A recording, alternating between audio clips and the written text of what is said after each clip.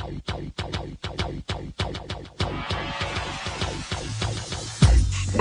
to the Odds Breakers, number one place for shared, sharp betting information.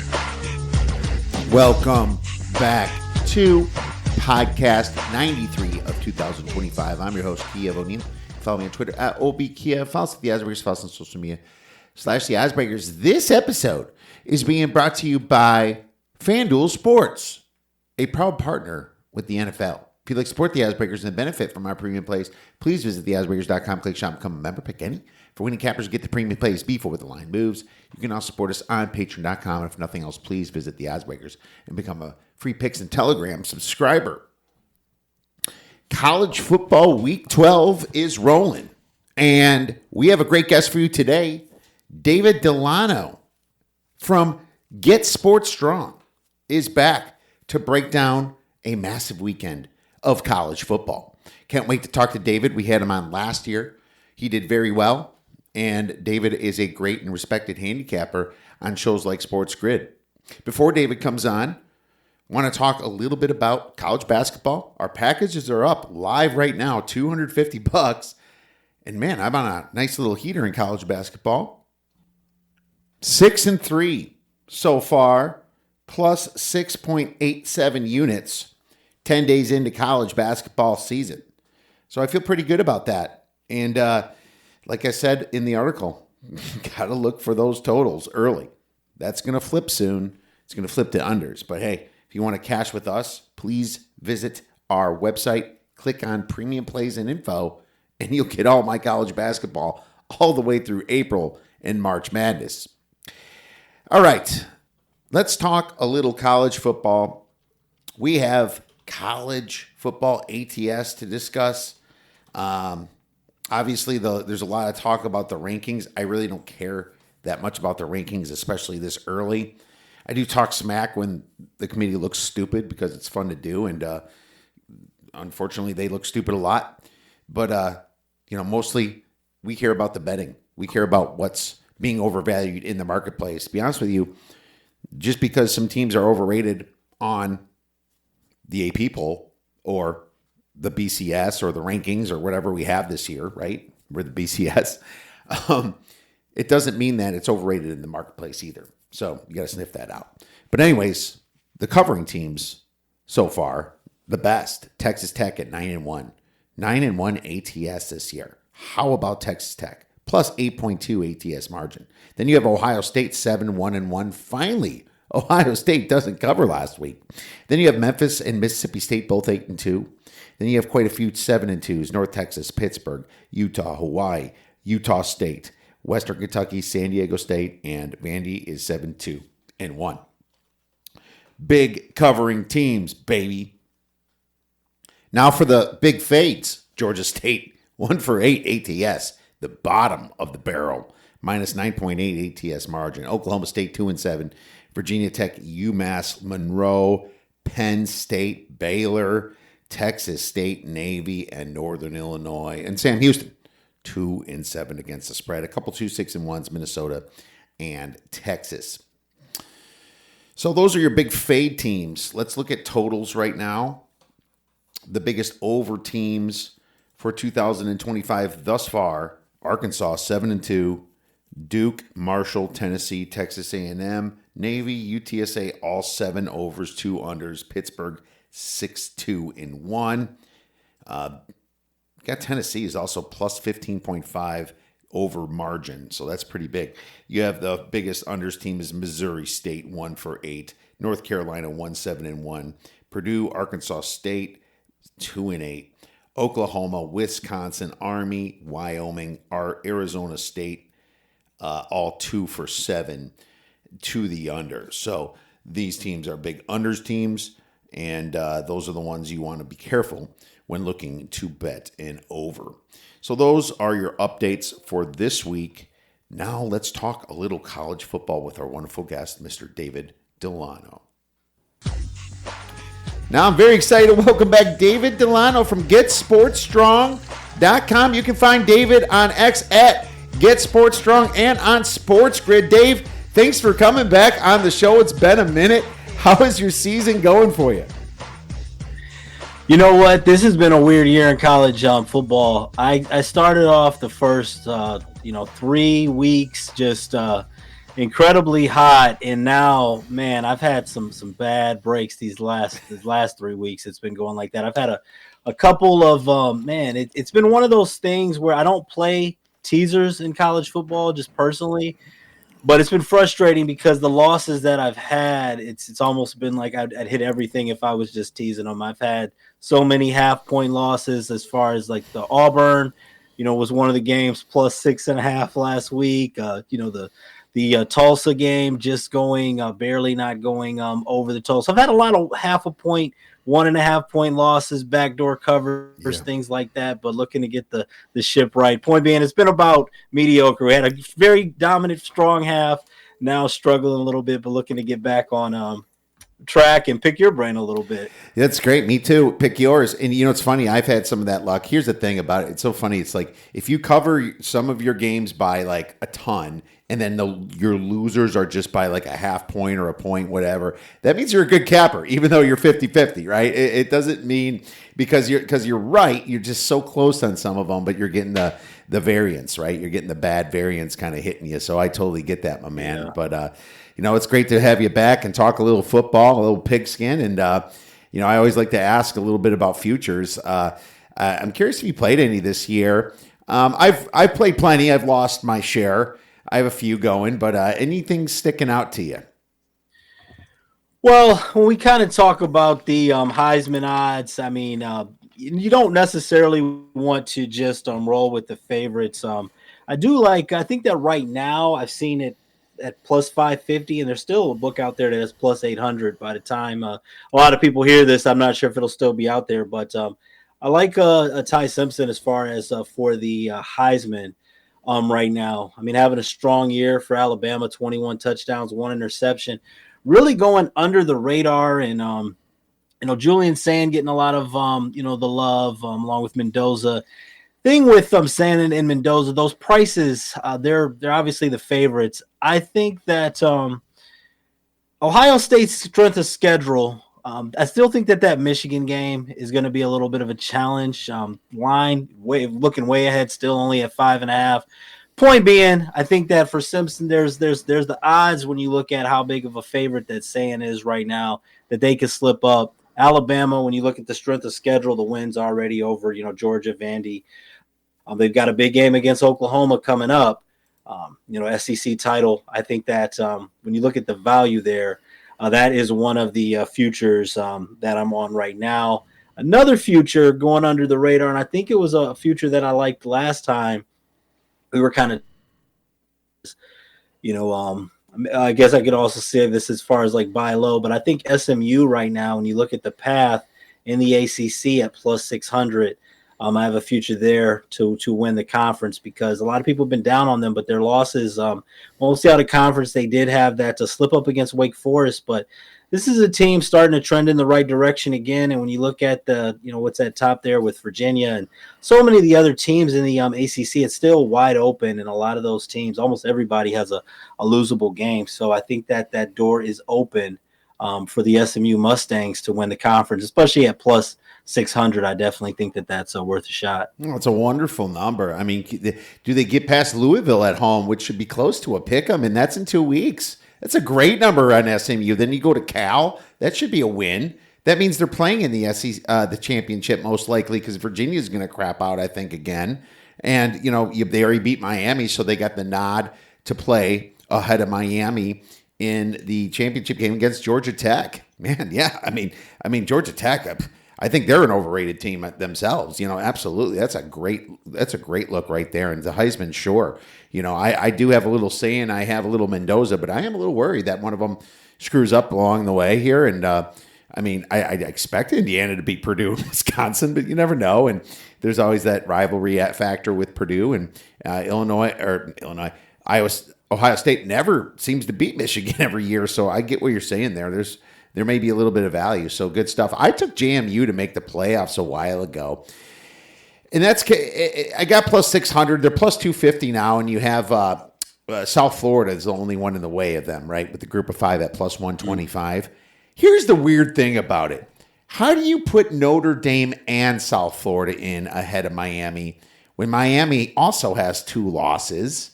It's just such a bad look. They blew out South Florida. It's like you're seriously putting them in. I mean, it makes you look stupid. But here's where the committee messed up, I think, too. I think that they should never have put in South Florida ahead of James Madison, because James Madison, do I have them power rated lower? Yeah, a little bit, not a lot, but it's still going to screw them at the end, because what they're going to want to do is put Notre Dame in just by their high ranking on Notre Dame in the top 10. And they're going to want to have an excuse to keep Miami out. But you can't just put South Florida in. That's just insulting. So, man, I don't know, man. That kind of leads me to my playoff committee question for you a little bit. I mean, what are they doing over there? Do you agree with what they're doing? Man, it's one of these things. It's really college football has just been so wild this year. I mean, just as far as like no rhyme or reason of how many things have happened. I mean, obviously Alabama, obviously, a top 4 team right now.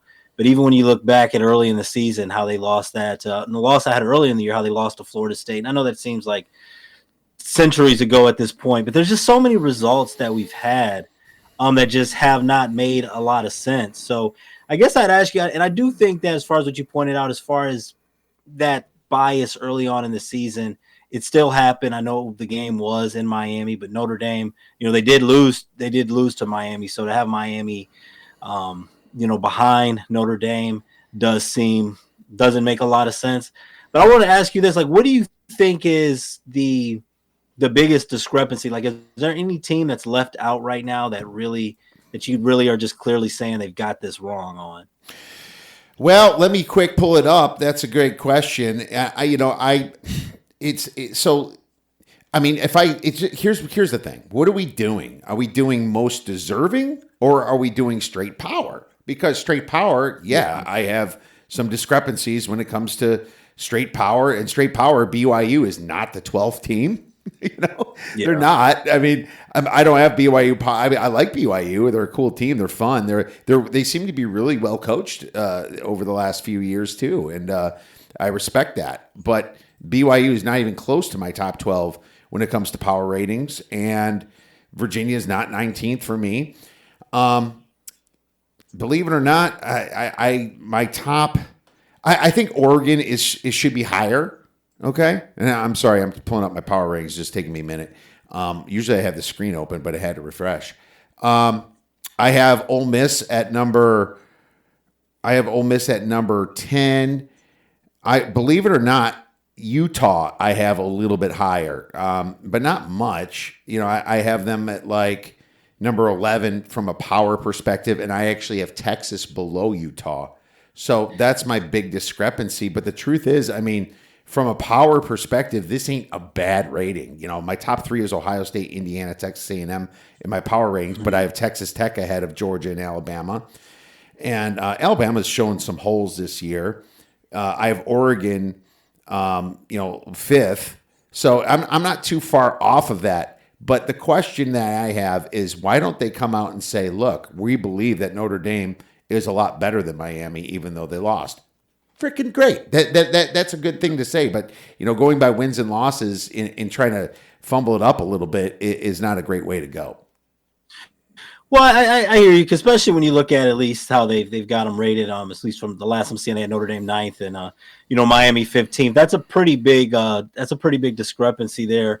It does get tough with some of the other rankings though, because you've got BYU a spot ahead of Utah, and I know like you said, by power you would have Utah ahead of BYU, but when they played each other, even though Utah was favored, BYU handled business. So with the amount of different wins that we've had this season, it does get a little tricky, sometimes to have a team that lost to another being below. But I do think that the Miami Hurricanes are probably the one that sticks out the most as far as being down there. In Oklahoma, it's going to be interesting to see what they do this week with Alabama. That's still one of those teams. They're up there, but I'm just not. I say deserve to be where they are, but I'm not so sure about Oklahoma. Sometimes you're thinking things, you can't necessarily prove it, but I guess we'll find out. Yeah, Andrew Clark says if Louisville is the favorite, they're going to lose to SMU. So that's interesting. I don't disagree. SMU has improved quietly. I like that play. I'm going to look at that one later. Yeah, I'm going to share my screen a little bit here to kind of show what I'm talking about. I have Miami 8th in my power ratings. So that is the one I'm missing. And I think just because Miami screws up and their coach can be a bonehead doesn't mean that they're not more powerful than these other teams. I think that I do have Notre Dame slightly ahead of them. I think that's true. I do like Notre Dame a little bit more than Miami, but I have them both in based on power. Most deserving stuff, I don't know. You play games for a reason, right? And you say, well, Miami, lost 2 games. You play games for a reason, but I have a problem with you just saying that SEC, you can put a 3-loss SEC team over a 2-loss Miami team. I have a problem with that. I have a problem with Utah coming in. What if they end up with 2 losses? Well, I guess they would win the Big 12 championship, but let's just say BYU and Tech beats Texas Tech. I want Texas Tech still in there. I'm not going to say a 3-loss Texas or a 3-loss Ole Miss should get in. If you have a problem with that, guys, then leave the SEC. Because what is it more about? Strength or just having everybody involved? At least define your parameters is my point. Yeah, it does get tricky too with sometimes with the conference champions, because if we just talked about the ACC, as far as when you start to talk about those automatic bids, it's still so many different teams that are not even, ranked in the top 12 that could end up, grabbing a spot. So that gets tricky because when you start to place, Big 12 champ, who right now, obviously Texas Tech is looking like the best team in the Big 12. When you start to look at, who's going to be there from the Big 12, who's going to be there from the ACC, it could get a little tricky because it's like, well, is it going to be Georgia Tech? Is it going to be SMU? Is it going to be Virginia? Which we'll talk about in a little. So that does get, when you start to see the brackets, I think there's still going to be a lot to change. But ultimately, one thing that I know that we have that we didn't always have that I think we have to remember is that we used to only get 4 teams, and one way or another, there's going to be some debates at the top, and at the bottom, but we know that the top 4 teams are going to get in, and ultimately they'll get to prove it on the field. Well, USC is a big one too, because what if they go beat Oregon and they end up with 2 losses, just a 2-loss Big Ten team? They're not keeping that out, so they'll jump everybody, right? They're gonna move all the way up from 17 somewhere in, and they're gonna piss somebody else off. So that's along with that, they've also, along with, like you said, the resume Big Ten, and also it's USC, right? So even with the brand, if you got an opportunity to get them in the playoffs, for college football, it's hard for them to pass up on that. 100%. Let's get into our buy low, sell high. I always like to ask this for value. It doesn't have to be a game you're necessarily betting this week. Buy low. Have you thought about this yet? I have a buy low team. Well, as far as a buy low team, and I'm not sure if this is going to be the same as you, but I think for me right now, it's Virginia, a little bit. I know they've got, obviously they're going to end the season with that rivalry game. And when you look at their overall, body of work, they're winning games, but not really the most impressive strength of schedule, not really the most dominant. And I think that this is a team that has another loss coming up, or maybe 2 losses. I don't think that they're going to get in that conference championship. So Virginia is a buy low team for me. I've got a sell, or I should say sell high team for me. I've got a buy low as well, but I'll let you go ahead. Oh no, it's good. I got South Carolina. Lenore Sellers is still playing, right? It's not, he didn't transfer yet. Of course, there's some fake stuff going out there. I was looking at he's foregoing the rest of the season. No, he's not.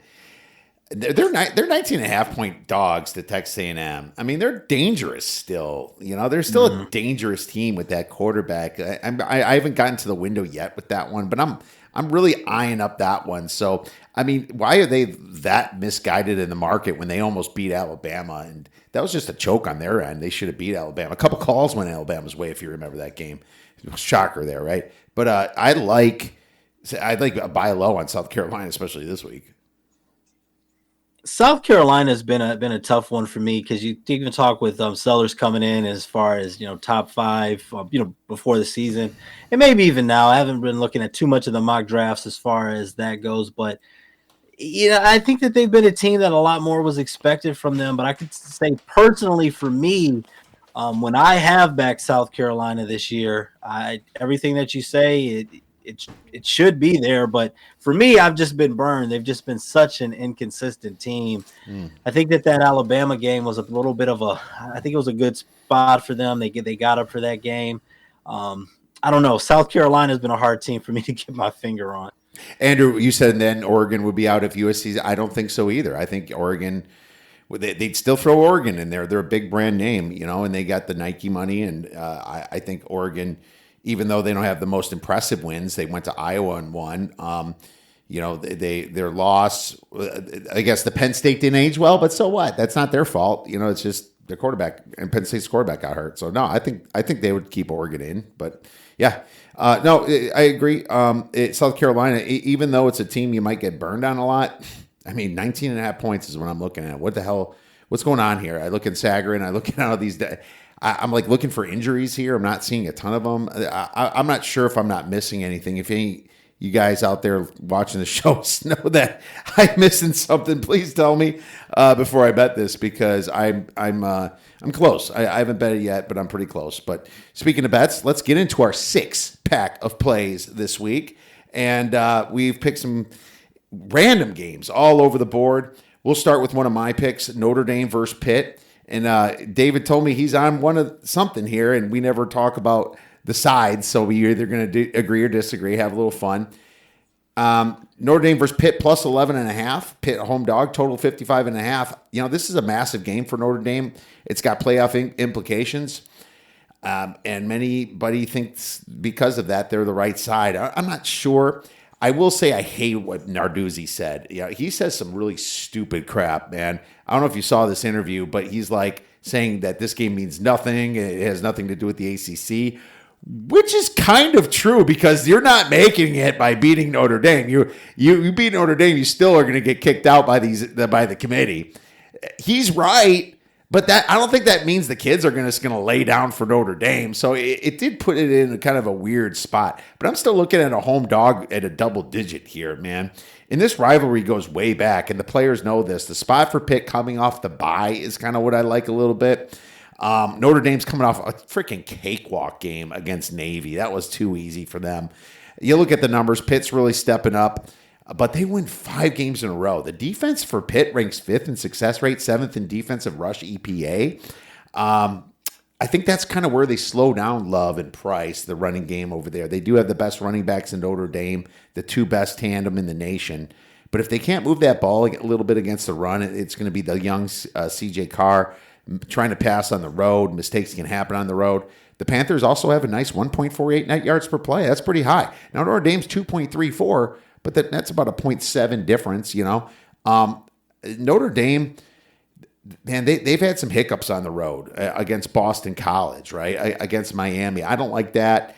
I just see a lot of more ways Pitt covers this number than Notre Dame blows them out and wins by margin. I'll take the number. Pitt 7-2 against spread. Mason Heinzkel, is that how you say his name? I always mess that up. He's done really well so far, the freshman. And ever since he's started, I don't think they've lost a game. Pitt plus 11.5, my friend. That's where I'm going. Well, I actually agree with you here, and I've even seen the number up to 12.5 in some places. And this is one of those games where sometimes just even the stats aside, similar to I had a conversation I had with some people a couple weeks ago when Notre Dame was playing Boston College, and I didn't jump in on that game, but some people asked me if I was going to lay it with the Irish, and just as far back as I still have memories of that 94 game with Boston College keeping Notre Dame from the national championship, and so many years after that, Boston College always playing Notre Dame tough, and at some point you look at Notre Dame right now, they look like a shoe-in for the college football playoff. They're, 11.5, 12.5 point favorite here. You got Syracuse, you got Stanford. It looks like they got a few layups, and they're just going to go ahead and cruise into the playoffs. But no matter what Narduzzi said, sometimes I wonder how much is that really for the media. What is he really saying internally for his players? And I don't care, what year it is. Notre Dame is always a game they're going to get up for. They've got a tough schedule the rest of the way, but Pittsburgh's been having a pretty solid season under the radar. I mean, they lost that backyard brawl game. We'll get West Virginia. Pretty much anything goes there. Louisville, a solid team. And Pittsburgh's been playing well, and I think that this number's a bit too high. After playing Navy, no matter when it is, it's always tough for the next week. How does Notre Dame get up for this game? And even if they win, you get 11.5 points. Getting more than 10 on the road, I just think that this is just one of those spots we see it time and time again. Even early in the season, Texas A&M was getting disrespected. So many times we see these lines with Notre Dame that just don't make sense. And I like Pittsburgh as well in this one. On the other side at 10 points, I think that I think Pitt competes. So I agree with you. Awesome. Glad you agree. That's great. We're on this one. Maybe this even gets sweeter. I don't know why it's not getting knocked down more than this. A lot of public money coming in on Notre Dame. Oregon State versus Tulsa. Tulsa plus 4.5, total 48.5. David, you picked this one. I'm excited to hear what you have. Oh yeah, I know. I'm sure that this is going to be the must watch for so many people here. But obviously, on the surface, you got a 2-8 Oregon State team and a 2-7 Tulsa team. But this game is in Tulsa, and Tulsa, even though they're 2-7. They had that win earlier against Oklahoma State, who, they're terrible. But recently, Tulsa, they've been competing.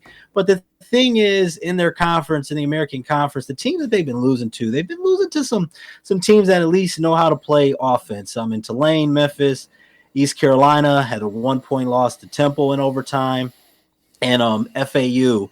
Now they're going up against an Oregon State team that 112th in offensive efficiency. And this team, if you look at their resume, they only have one win against an FBS team. They beat Lafayette, and then they got up for that Washington State game. They won that game 10-7. How did they follow that up? They followed that up with a loss against Sam Houston, which they have rated the only two teams in FBS below Sam Houston as far as being Charlotte and UMass.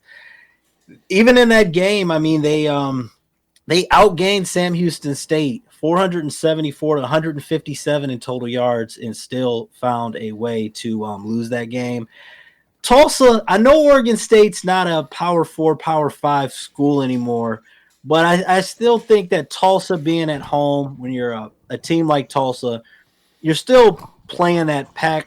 They still have that Pac-12 name, right, regardless of what the state of the conference is now. And I think that this is a game that Tulsa's going to get up for. As far as Oregon State, I think that the only game they're going to care about, they've got a weird schedule this year. They played Washington State once, and they actually play them again. They both do a home and home in the same season, since there's only 2 games in the conference. So after laying an egg against Sam Houston State, now you're going to Tulsa, Oklahoma. I actually think that the Golden Hurricane, this is a team that has not quit. They've still been competing. Now they're actually playing a terrible offensive team, and I like the plus 1.5 with Tulsa. So it's a little bit ugly, but I like Tulsa in this and one. It's 2.5 in some books too. So look for that on DraftKings. Is plus 2.5. Beavs, worst special teams of all time. It's right, Andrew. They are pretty bad. What's funny about the Beavs is you never know what you're going to get. They're 2-8. Their season's lost. They're terrible. They won the game they needed to, which was against Washington State, right? That was the kind of their hurrah. You don't know what's going to show up here, and it's this. I think this team. Good points by you, David. I think that it still feels like a Power 4, Power 5 type win, and I think this is a much bigger game for Tulsa, and I think they can kind of rally the troops here and possibly get this one done. It's not like I'm far off on the power rating either on this, so I totally get what you're saying. I'm definitely going to write this one down and take another deep dive into it, but I like what you're saying on that one for sure. Let's move on to the next game. Colorado State versus New Mexico. New Mexico 14.5, minus 14.5, total 15.5. If you told me this was minus 14.5 before the season, I would have been like, wow, let's bet some Colorado State, man. So much has changed this year, obviously with the coach fired over there in Colorado State. And, this is kind of an under the radar situation for New Mexico because they're kind of still in it here. They're a force to be reckoned with. With the San Diego State loss, this team, since San Diego State lost, I should say, they have a shot to make the Mountain West title game, and I think they're going to be motivated here. So Colorado State, hopeless. I mean, they're kind of a hopeless team right now. 2 wins. They have no chance of making a bowl game right now. There's a lot more chance that they're going to have some quit in them, especially if they start losing by 7, 10, 13 points, right? Rams, negative 1.35 yards per play. They ranked 95th in offensive EPA, 118th on defensive EPA. Lobos are actually pretty powerful, and I just saw them beat Utah State recently. They ranked 41st in offensive EPA, 68th in defensive success rate. Really nice wins. They beat UCLA by a lot on the road, right? I think the Lobos are going to clean up here, and I just kind of like laying the points. I got a better number than this. I got it when it opened at 13.5, but I would lay it all the way up to 16.5 in my opinion on this game. I think Colorado State is live to lose by a lot. New Mexico's live for a blowout. I'm laying the points, minus 14.5, two stars. And I do agree with you on this one. And one thing I'll point out with this, last week, sometimes you see these lines and you get caught up with, do the odds makers know something that you don't? And I stayed off of that UNLV Colorado State game because it just looked way too easy. On paper, it looked like UNLV would kill Colorado State, and I think I overthought it a little bit. And I was like, well, UNLV is going to Colorado State. That could be. And I also looked at the history that UNLV going to Colorado State historically had not been a good spot for the Rebels. So I stayed off of it. And obviously the way that, initially my first thought was that UNLV would kill Colorado State, and they did. And now we've got a situation. This is one of those games when you even look at the line at 14.5, you first wonder, you're like, okay, wait, is this game in Colorado State? Because I know we could get weather, we could get snow, but the game in New Mexico, yeah, I don't see the side for Colorado State, not bowl eligible. I mean, game before that, they got destroyed by a Wyoming team that just is not very strong at the skill positions on offense at all. So I don't see how Colorado State keeps up. So I agree with you on that one. All right. Yeah, I think this could be an easy walk-away victory. Hopefully by halftime it's decided. And I wouldn't mind a first half bet either on the New Mexico side as well. Next game, we have another banger, UTEP versus Missouri State. Missouri State minus 4.5, total 49.5. Just before you came on, David, I talked about over-under trends. Missouri State is the biggest team to the under, only one over this whole year. What are your thoughts on this one? It's funny. I was on that only over this whole year when they started the season against USC. I thought that they were going to be a strong over team. That hasn't been the case, but I like a side in this one. And looking at this, Missouri State, this is the first year they moved up to FBS, so having a strong season now in Conference USA, but they're not eligible for a bowl, so they want to finish the season as strong as they can.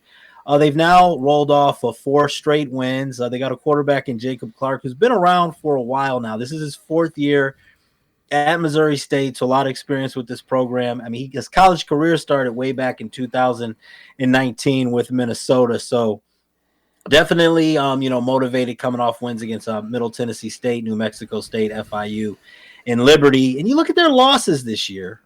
We talked about the USC game. Obviously, got blown out in that one.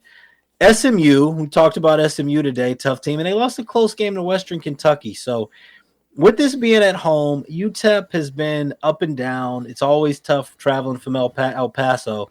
And even though it's late, this is the homecoming game for Missouri State. So they're not going to be let down with it. They're not eligible for a bowl game. They're still new to FBS. I think even though it's 4.5, I think that this is a game that Missouri State gets up for. They've got the momentum on their side, and I think it's going to be a tough travel spot for UTEP. So a little bit ugly, but the 4.5 with the Missouri State Bears, I'm going to go ahead and lay it. All right, the line tells you to lay it here, 4.5. It's not like it's getting close to 3 right now. UTEP, tired team for sure. I don't see anything wrong with that. Missouri State, very, very due. I have the number 5.5, so I'm definitely on the side from a number standpoint as what you're throwing down there. Penn State versus Michigan State. Michigan State plus 7.5, minus 115 on DraftKings. There's a lot of sevens out there too, but try to shop this one around. Total 49.5. You know me, I'm going doggy dog right here. You know, it's funny. I felt fortunate last 2 weeks ago with Michigan State to push against when I was on Minnesota -3. Michigan State outplayed Minnesota in Minnesota. All right, they did. And there was a really terrible call that they picked up the flag on a clear guy pulling his jersey pass interference. I was like, thank God I covered, but I still call that out as one of those things. Actually, I pushed, but I called it out as like I should have lost that bet. Penn State went through a gauntlet, man. Northwestern loss was terrible. They lost their quarterback and then lost by 1 to Iowa. But if you remember, Iowa should have made some 2-point conversions there and won by 4. Playing a strong first half against Ohio State, really a lot of heart, and then just crumbles in the second half. And then they almost beat Indiana last week. All came to the final play. Indiana strikes them down at the very end. I mean, I don't know how this team can get up again. They don't have a coach. They have a coach that's gone. Let's put it that way. Both of these teams are sitting there with 3 wins. Michigan State's coming off the bye. I like that. They are coming off the bye. As bad as this team has looked this year, they're still only a net negative 0.51 yards per play. Penn State only 0.21 net yards per play. Almost even themselves. Struggling with the backup quarterback, Grunkmeyer. One thing I like for Sparty is the whole Aiden Childs thing with that quarterback. I'm not sure if it's going to be Alessio Milovic. I think it's Milovic. But I think that Alessio kid's done really well. And I think I'd probably rather see him, but Aiden Childs is fine too.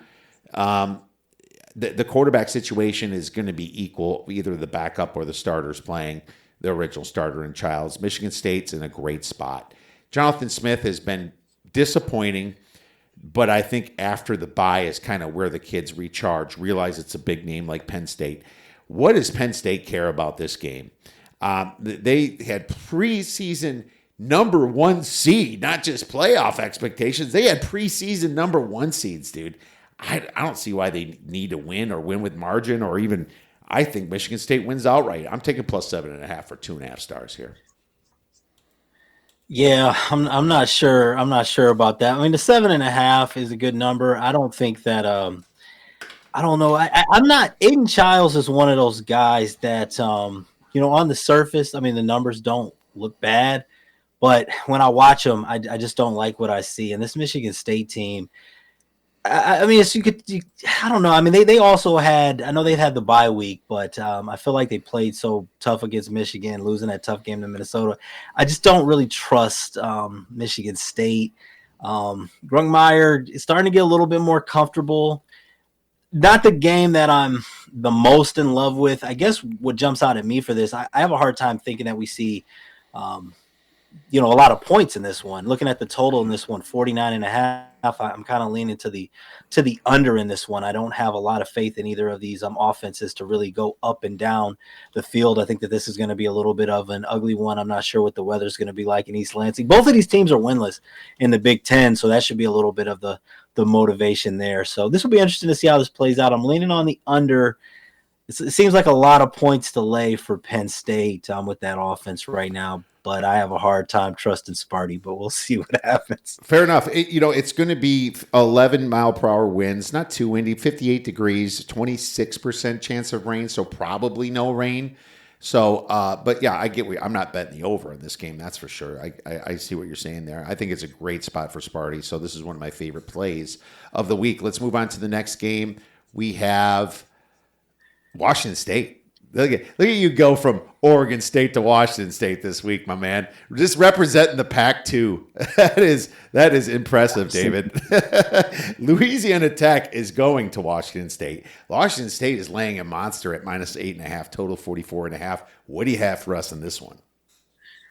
Well, Louisiana Tech going to Washington State. One thing I always kind of concerned about right now, you got those guys from Louisiana going over to the Pacific Northwest, and they've had a little bit of.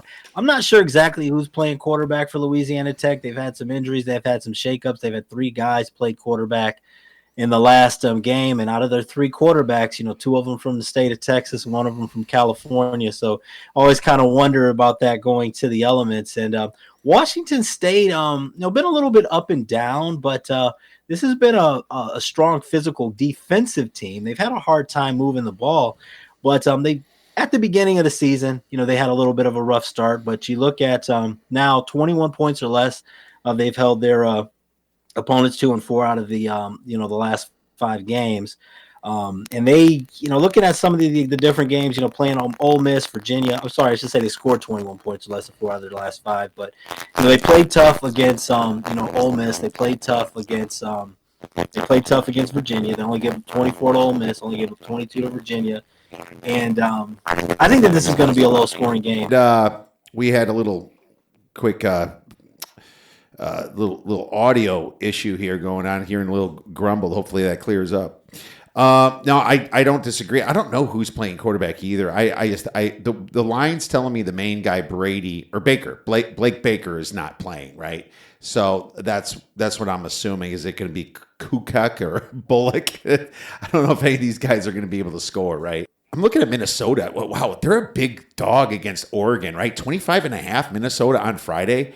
I find that really interesting. Have you looked at that game on Friday? Hard for Oregon to cover. They coming off of a physical game against Iowa. I think that is. And looking at a total of 44.5 and a spread of 25.5. They're not expecting Minnesota to do much of anything with a total that low. Getting more than 24 points, I like Minnesota as the dog. It's one of those games that's tough to feel great about, but I like Minnesota. All right, I'm going to make a play with you. Let's both take Minnesota plus 25.5 here. I agree. I think that this is a terrible spot for Oregon. Now they got USC on deck and just got through that really weird game with Iowa. And what's interesting is Oregon was hurt coming into that game, and they still have guys banged up. I'm guessing they look at this as kind of a cakewalk, probably still rest some of those skilled players. And, Minnesota gets a cover here. And, a nice little fumble action in the rain. And, man, it's been raining a lot at Oregon games. They must be used to it by now, right? Wearing some wetsuits under those dang pads, right? So I just think that, yeah, it's a great spot for Minnesota. I'm going Minnesota this game, too. Let's do that for sure. I love that. So I'll make that an official play for the podcast as well. More back to Hodgepodge. Yeah, I mean, the earlier week games, nothing too exciting to me. Troy, Old Dominion. Old Dominion's 11.5. I would lean Old Dominion there. I think Troy's got a terrible offense, but Troy's kind of been a little bit of kryptonite for me, too. I've seen to fall on the wrong side a few times when I bet against Troy, so I don't really, not too excited for that one. Yeah. And that's the only Thursday game too. Clemson Louisville's on Friday. You got Louisville -3. Man, what the hell happened against Cal last week to Louisville, dude? I couldn't explain that. When I saw that line go down, I thought, okay, I'm going to go a little bit on Louisville. I went a little bit. No, I was a little bit wrong because they freaking lost outright, dude. What happened? Yeah, Louisville kind of had that, even last year, and it cost them a bit when they went to Stanford and, laid egg. I remember because I was on them in that game, and all signs pointed to them just blowing out Stanford. They went out there and they laid an egg. This time they did it at home against Cal. These are really 2 tough teams to trust. I mean, you look at the 3.5 getting the hook with Clemson. I mean, it looks like that should be the play, but Clemson also looked like a national championship contender on paper before the season started, and that hasn't panned out well. Coming off of that win against Florida State, no matter where Florida State is, it's still one of those games that I think teams get up for. I don't feel great about this one, especially with the 3.5. I guess I'm kind of leaning Louisville, but I can tell you I don't think this is going to be a game I'm going to have anything on. Yeah, I think it's a good number. Wisconsin versus Indiana. My Badgers finally won last week. I was on them last week. Little money on sprinkle always is nice when it's plus double digits. Indiana's blamed 29.5, total 44.5. I don't want to get in the way of Indiana. I mean, to be honest with you, does my numbers come up to 29.5? Not quite. I think I have it 26 or 27. But dude, I mean, Indiana had a bad look last week against Penn State. I think this is just one where Signetti's just going to keep scoring and scoring until the cows come home, dude. Yeah, Wisconsin, I give them credit. I mean, as bad as the season's been going, they've still been playing. They've still been competing and playing tough. But yeah, with Signetti after the close call last week, Indiana's one of those teams that could lay it on. And as you mentioned, them keep scoring and scoring. I mean, I expect Wisconsin to play tough defensively, but Wisconsin can't really score. So I wouldn't really want to. I'm not crazy about that 29.5, but. Yeah, Man, taking Wisconsin is not something I'd take. I would feel good about it. Kind of has to be Wisconsin, Indiana, or pass. Arkansas LSU. It's funny. Is like Nussmeier starting, or are they going to put Van Buren in? As Van Buren had the better game when he came in last week, I think they probably still go back to Nussmeier.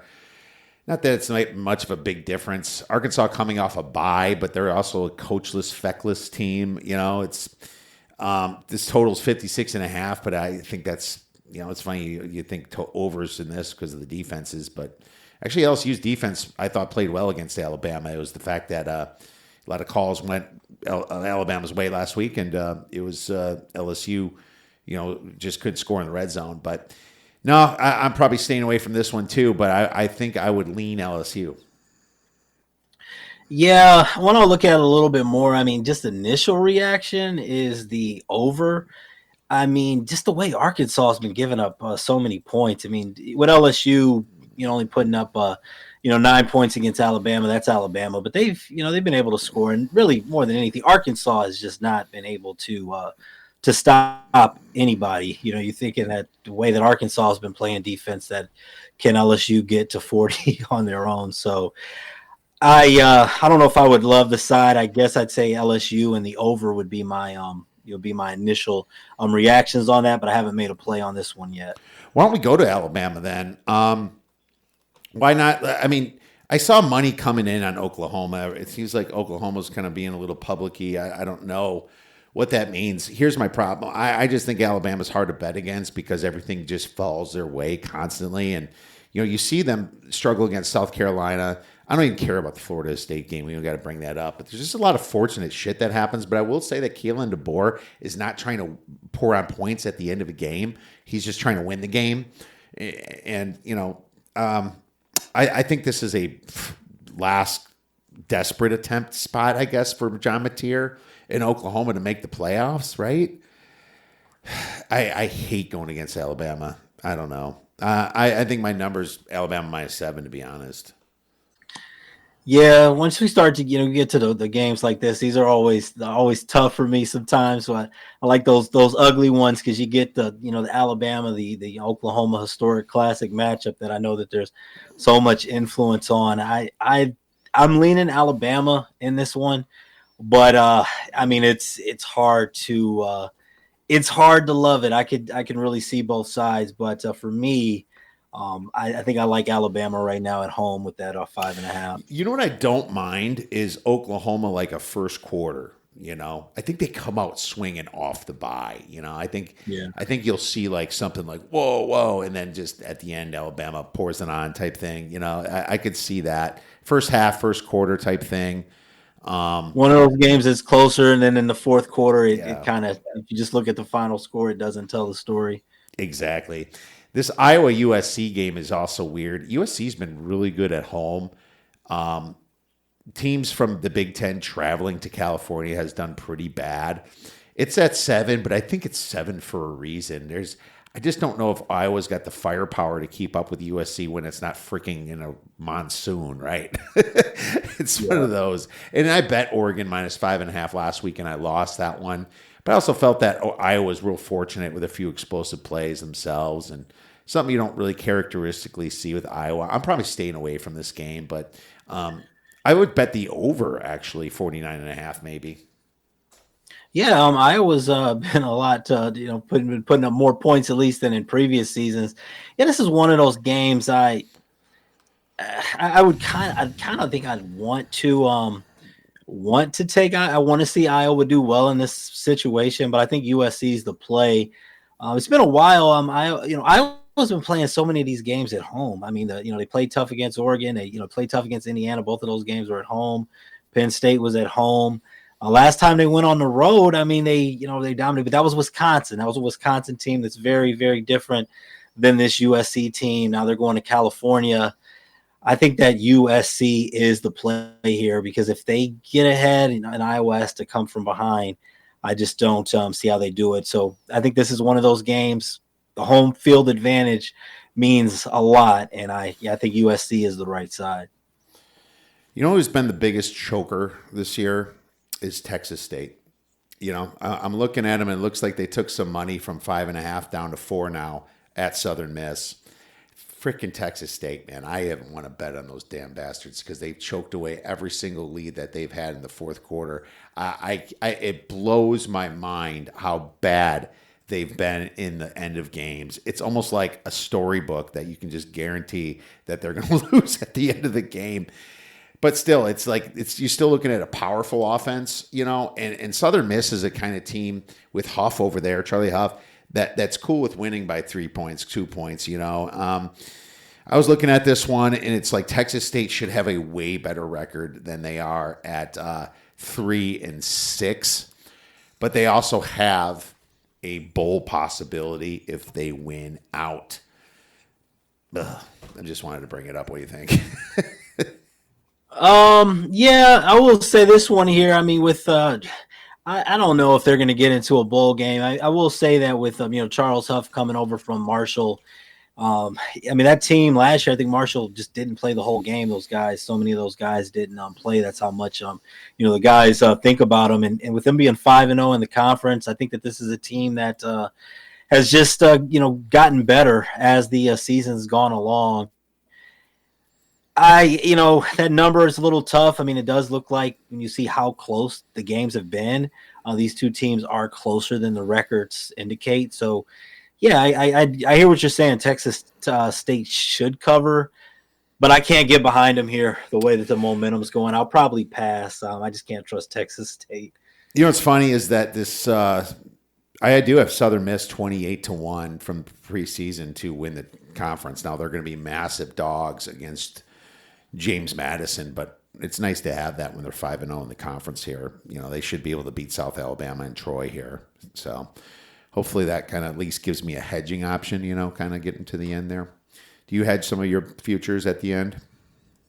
Yeah, one thing I wanted to say, and I should have I brought this up during the buy low sell high, and I guess it could be futures for some lines, but I know that the next time they play is Wednesday, so people can get ahead of it early, but I just want to give a little bit of love to a team to buy low on is Kent State. Had them to cover against Akron last season. I mean, this has been a program that's had so many ups and downs, so mostly downs. But now they're 4-6. They could actually sneak into a bowl game. They upset Akron. And I think that this next Wednesday, the line's not posted yet, but you got a Central Michigan actually playing on the 12th. I think that Kent State, it could be a sneaky team for all those people that are, thinking about those random MAC games just to get a little bit ahead of that. I think Kent State, when that line comes out, could be a little bit of a sneaky underdog against Central Michigan for next week. And as far as yeah, I like it. Yeah, no, I like what you're doing there. That's interesting. Kent State has been a quietly improving team out in the MAC. So your MAC. Here's some fun. How about like an Ole Miss against Florida, 14.5? What version of Florida do we get here on out? I don't think it's a good version. I think Lane Kiffin's kind of funny, like retweeting the fact of Lagway's bad plays and all that stuff. And some people think Lane Kiffin's going to be coaching Florida next year. I think Florida should make a run at him, but he'll be in better recruiting grounds if he went to Florida. That's for sure. And Lane can do that with his little transfer portal. I guess he's doing well in Ole Miss too. It must be great to be in that situation as a head coach. It's so random. I was actually watching his. I didn't even realize it was out till yesterday. I was actually randomly watching that Lane Kiffin 30 for 30. That's I think came out this year. That was kind of talking about all the different places that he's gone. I don't know. I think he's going to stay at Ole Miss. I'm wondering with Florida. Is Florida in today's culture and NIL does Gainesville, does it have the same appeal that it used to have? If you could get that get that money coming in at Ole Miss. I mean, when you look at the expectations and these all of it the same. Florida has more money. They do. They're one of the richest schools out there with Texas A&M, and they were paying illegally before. I think that's what you mentioned. I just think that their basketball team just won the championship. Although what's funny, you'll see something on Ole Miss from when we get into our next section real quick in the Beer Bet Bangers. I think that I'd probably jump to Florida because you can always be welcome back. It's better to start low and move your way up instead of replace greatness, So it's kind of like it'll keep him relevant. Like if he doesn't win at Ole Miss in the next 2 years or make the playoffs, then they're going to be pissed at him, right? Why don't you get a 5-year contract at Florida, man? That's what I'm talking about. I guess it'll be interesting to see. I guess just from thinking watching that yesterday, he was talking so much about going from Tennessee to USC, which obviously made sense. And then they got hit with the Reggie Bush thing, and even way early in his career taking the job to the Raiders. He's had a little bit of a history of kind of going to that more lucrative position and then getting there, and things not really going the way that he expects. So having good success at Ole Miss, does he do it again? Your money talks. I guess Yeah. We'll see. Georgia playing Texas. -6, total 48.5. I don't want to mess with Georgia. Georgia and Alabama are two teams that I'm not interested in getting in front of. I think the SEC wants them to be good. I don't get me wrong. Texas is a big name, and Texas is coming off the bye, but I haven't seen enough with Arch, and I actually think Stockton's the better quarterback. I understand this line at 6. It's probably pretty close to where I have it. I'll just tell you right now, I have Texas favored by 8 points. I have Texas by 8, so it kind of tells me almost to bet it, but I don't like a team off the bye, so I give Texas another point and a half off the bye. But what about you? Yeah, I hear you. Texas is one of those teams that I almost want to. You're looking at that 5.5 and where Texas was supposed to be. And really, Texas, as much as people have been down on them, they're still right there. But man, getting ahead of Georgia, it's one of those things. One thing I love about with college football, there's so many games to pick and so many games to bet on. Even though I kind of like Texas in this spot, you said it perfectly. Do I really want to go against Georgia? There's so many different options out here. Do I really want to bet against Georgia? Not really. And East Carolina's laying 2.5 against Memphis, which is a massive decider where it comes to the American Athletic Conference Championship. I was looking at that a little bit. I was staring at it. I think Memphis's quarterback's banged up, but he's going to play. And this is one where I kind of feel like East Carolina is probably in a good spot here to do another upset here. I did not like what I saw from Memphis last week. It looks like we lost David. So he'll be back here in a second here. There you are, Dave. My internet's been in and out, so I think that's me. Would you have a lean in this East Carolina-Memphis game? This one's a little tricky because I want to take Memphis from looking at it, but they are going on the road, and East Carolina has been one of those teams. Just sometimes you just have personal history with teams, and East Carolina has been a team I'd say over the last 3 seasons or so. When I've gone against them, it hasn't really gone well. With this home field, it almost looks like this is right where it should be. It's almost tempting to take the points with Memphis, but it's still at 2.5. So I'm leaning toward Memphis, but I don't love it. All right. What about you? I didn't hear your Yeah, I said that East Carolina's probably is in a great spot, and I think Memphis has kind of been choking a little bit. Their quarterback's a little bit banged up, but he's been playing through injuries. And Memphis last week, you saw that against Tulane, and that line went down. And I decided to buy back for almost about 2/3 of my amount, and I shouldn't have bought back because they lost outright to Tulane. I had a nice 7.5 with Tulane. I was going for a middle, but. Now, a situation where I think East Carolina is just a greatly improved game. And to be honest with you, that BYU game, very misleading final score when they played BYU. They went to Tulane and lost, but I get the number. I get the number at 2.5. I probably lean East Carolina here, but I don't know.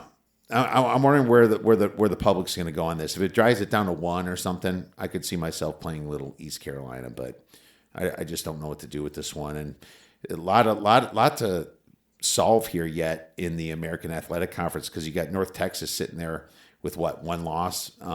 That's the team to beat, and North Texas only lost to Memphis themselves, right? They lost to South Florida, I believe. Yeah, South Florida. Yeah, they got blown out by South Florida, and now they kind of have an easy route, I think. North Texas does, to the championship game. So this is, it's really between Memphis, East Carolina, and Tulane. Yeah, and even even North Texas though. I mean that game, that was like a second half blowout. They're still such that South Florida team, and we talked about them on the playoff, but that team could put up points in a hurry. You can have one bad quarter and things can get away from you there. Absolutely. Let's get to our segment, Beer Bet Bangers. Any long shots that you like, could be any sport, could be this week plus money. Anything you looked at to throw some beer money on. I mean, it's a bit ugly, but of course that's what this is all about. Virginia Tech. I'm not gonna tell you how great Virginia Tech is, but going to Florida State, and Florida State. I mean, ever since it seems like that first game of the season is where they basically laid it all on the line. I mean, this team is, they lost to Stanford, they bounced back against Wake Forest, coming off of a loss against Clemson. But how do they get up for this game? I get it. It's 13.5 points. Florida State being favored, but even looking at Virginia Tech, like I said, Florida State still has that name. We've got plus 450 on the money line. I'm not saying put it's beer money, but I do like I think Virginia Tech is worth a shot. Okay. Say or like don't be too quick to throw Florida State in your money line parlays. Mississippi State as well. I know Missouri's a tough place to play. This one's not as huge, but plus 225. I think Mississippi State, despite the record in the SEC, this is a team that has played, better than they've been much improved as opposed to last season. So I do think that is another one to go ahead and take a shot out there. I love it. I'm gonna pivot over to college basketball, and I'm going to go with Ole Miss to win it all at 100-1. I like Chris Beard. I think Chris Beard's got these guys looking great so far. But I also say split that 12-pack of beer into 2 bets, or whatever case of beer into 2 12-packs. Bet 27-1 to make the Final Four. That's the way I like to make my future bets now in college basketball, because I think that it's hard. You got 6 games. You're bothered about hedging. Well, instead of worrying about hedging, get them to the Final Four with another bet, and that way that's your hedge almost, right? So I say put a little bit on Ole Miss to make the Final Four at 27-1, and put them to win it all at 100-1. The only bets I make right now in college basketball are big numbers, David. So that's always what I'm looking at this time of year. So that's my beer bet banger. It's going to take all the way till April, maybe mid-March. We'll see if they crap out to find out if we're cashing that baby. So when you say looking at the big numbers, like the big numbers for futures, or do you apply that also to like the day-to-day game to game as well? Futures, but I will say every dog I bet that's plus 3.5 or more, I sprinkle the money line. So 3.5, you're looking at plus 135, plus 140. So I'll put like 5 to 10% of my bet on the money line. So I always do that when it comes to numbers. But there's people that are just money line bettors, and just look for dogs all week, and I get that. I'm a spread and a little sprinkle on the money line. That's my philosophy. What about you? Yeah, I like to with the money line. When it comes to the money line, I'm the same way. Like I said, if it's a dog like that, to sprinkle on it. When it comes to laying the extra juice, if it's a favorite and it's 2.5 or 1.5, I will take the money line or just stay away. As small as it can seem, there's so many times I've taken that 1.5, or and the game has fallen on 1. One thing too about college basketball right now, with so many different teams, I'm always kind of curious to ask people this: how much weight do you put in into the market with the line moves. Do you have like, for me, I'll just say this, like there's certain teams that I think I have a good feel on, and if I like where the number is, I'll fire away before really kind of worrying about it. There's other times where I'll look at, the market's moves, and then there might be some games that I'll look at that weren't initially on my radar. But when there's just so many games out there, how much attention do you kind of pay attention to the line movement? How much do you trust really the market at this point when we really are still learning so much about these teams? Timing is important. Like I complained to you about the Duke move earlier this week, earlier today, right before our show. I think the timing on it is kind of like when big money comes in on a Wednesday, right? When the limits are high. That worries me a little bit that it happened today. If it's right in the beginning, I'm not as worried. I have a handicap on the game, and I always look for things I miss, but I never let it get me down. Usually I'm on the right side of line move, but if you want to look at my CLV losses this year, there's plenty of great CLV thrown in the gutter, right? And so it doesn't always matter. I think I only make a play on the other side if it passes my number enough to go past 53% winning percentage. That's when I buy back a little bit. And it's not always a full buyback, but you have to have a number. That's my philosophy, and timing is important. If it's right before the game, it doesn't bother me at all because it could be a lot of different things. Yeah, I've noticed now at this time of the year in college basketball, especially when it comes to totals, man, some of these games, like you could get, if you jump on it early versus late, man, you could get like 7, 8, 9 point, Yeah. 9 point swings on some of these totals. Oh yeah, really middle it and absolutely get it both ways. Oh, it's college basketball is just a whole nother thing. You see some freaking 10-point moves on the totals from the starts. Yeah, they don't know what they're doing either. They're trying to let the market massage it themselves and come up with a number before they put their limits up, and that's kind of the best way to do it. It's that way they're handicapping using Ken Pom. They're using the Bart Torviks. They're just using the efficiency sites like we do. They're not stupid. They're not going to put extra time into it, and you almost look at it. It's like almost every number they put out is very close to that, and they'll shade a little bit on certain sides for injuries and things like that. It's not like they don't do complete due diligence, but for the most part, it's not well thought out. But it's okay because they let the market decide before they up the bet size, and that's just how the smart sports books run, especially the ones that are the leaders putting the numbers out there, right?